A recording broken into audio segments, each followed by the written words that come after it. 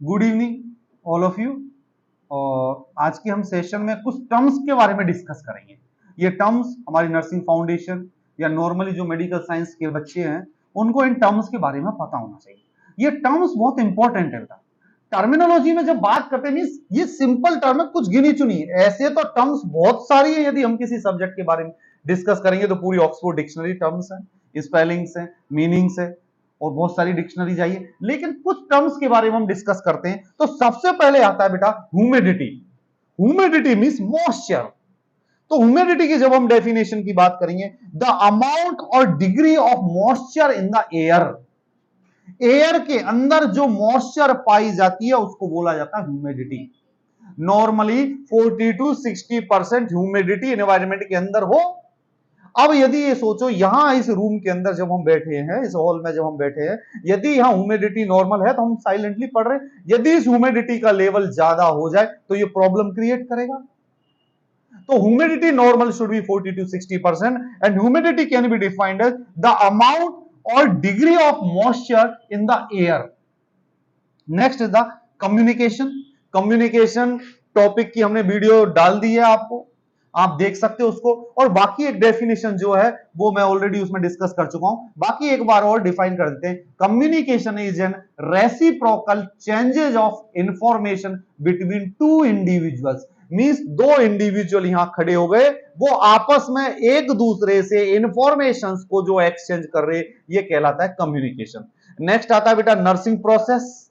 Nursing process क्या है? हमने नर्सिंग प्रोसेस के बारे में डिस्कस करा। It is a process of identifying the nursing problem of a patient and evaluate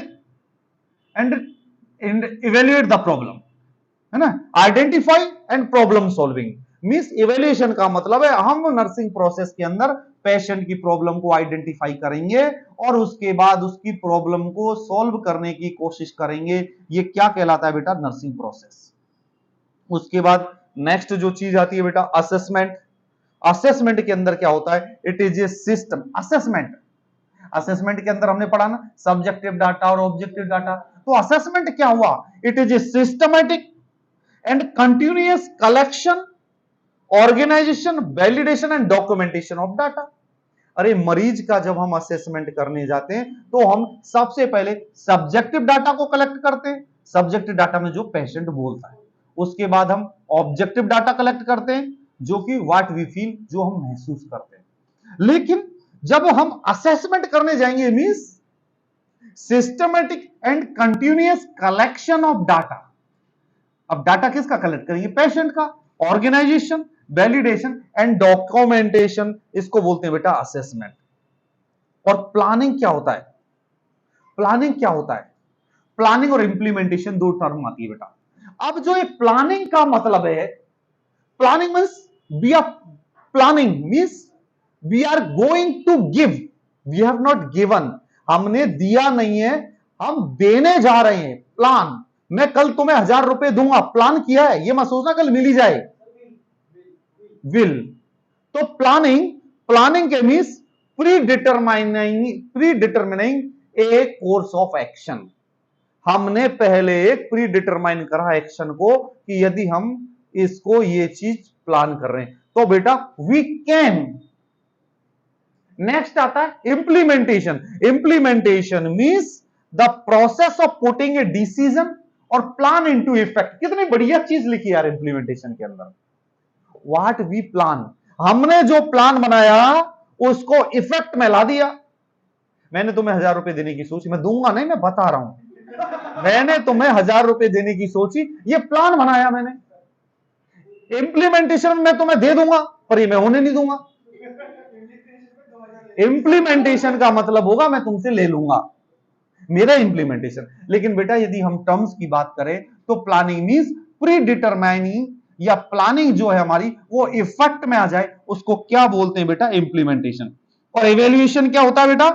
after, after the implementation, after the treatment, after the nursing services, if we will find out any improvement और any deterioration, कुछ वृद्धि हुई स्वास्थ्य में या कुछ कमी हुई, इसको असेस करने को हम इवेल्युएशन बोलते हैं बेटा।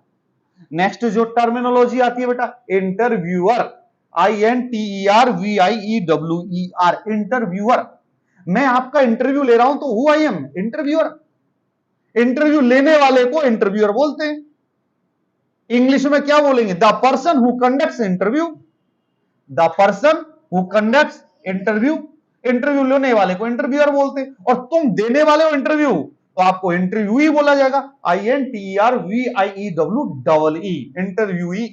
मींस जो इंटरव्यू देने आया वो इंटरव्यूई, और जो इंटरव्यू ले रहा है वो इंटरव्यूअर। ये समझ में आई।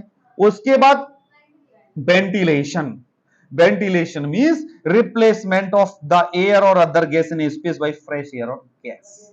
Ventilation, ventilation means fresh environment. हमारे कमरे के अंदर वेंटिलेशन के लिए हमने पंखे चला रखे हैं। विंडो खोलेंगे मींस जो हमारे यहां जो बेड एयर है ये बाहर चली जाए और अंदर से जो फ्रेश एयर आ जाए, इसको क्या बोला जाता है बेटा, वेंटिलेशन। ये चीज समझ में आई बेटा। अब वेंटिलेशन के बहुत सारे मीनिंग्स है हर चीज में। ये तो वेंटिलेशन हो गया नर्सिंग फाउंडेशन के अंदर पेशेंट से रिलेटेड। एक होता है साइकेट्री या साइकोलॉजी के अंदर ventilation, ventilation of feelings. Mind के अंदर जो भरा हुआ स्ट्रेस और टेंशन है उसको बाहर निकालने का मौका मिल जाए, जहां पे आप अपनी फीलिंग्स को शेयर कर दो और खुश हो जाए, उस कंडीशन को बोला जाता है वेंटिलेशन। आप बाहर घूमने जाते हैं, वेंटिलेशन मींस मन की जो स्ट्रेस टेंशन थकावट है वो आप बाहर के एनवायरनमेंट में जाके उसको सॉल्यूशन कर दो या उसको टेंशन को खत्म करके आ जाओ, इसको बोला जाता है बेटी वेंटिलेशन। समझ में आया।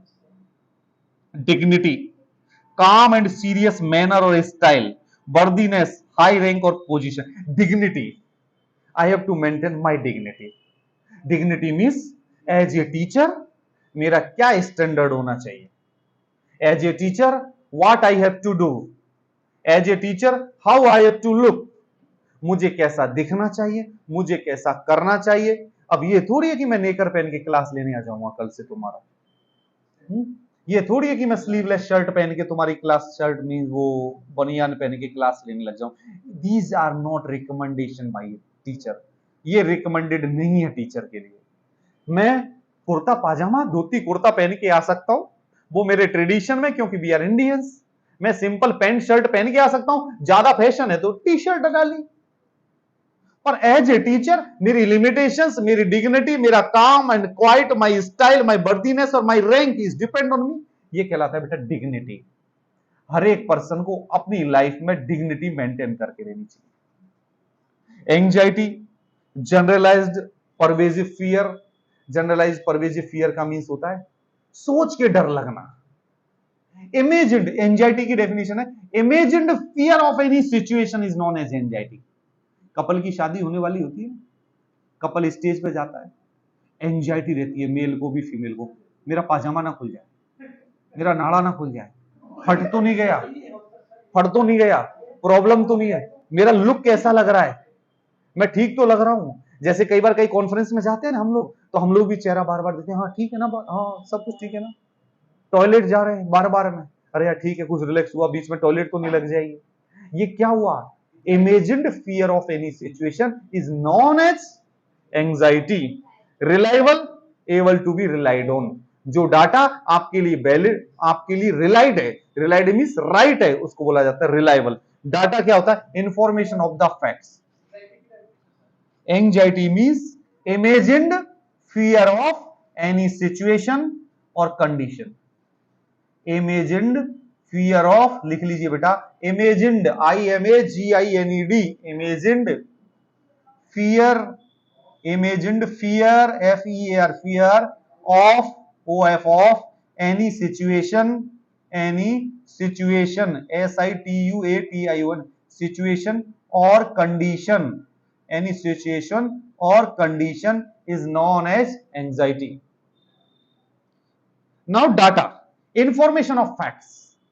Information of facts, data means मैंने अपने राइटिंग पेन में लिख रखी है data.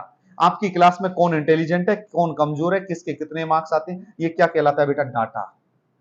Statics, the science of collecting and analysing numerical data in a large quantity. The science of collecting data in a numerological manner, numerical manner. Statics means वो गणित के अंदर मैं यदि कोई कैलकुलेशन करूं और उस डाटा को रखूं, ये स्टैटिक्स कहलाता है।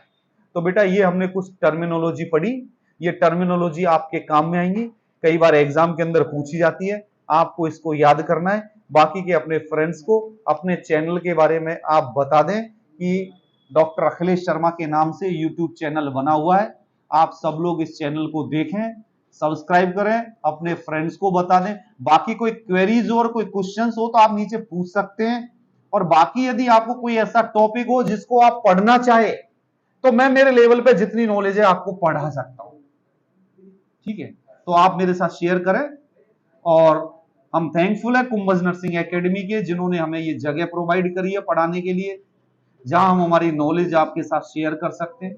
We are thankful to them. Thank you, bye bye.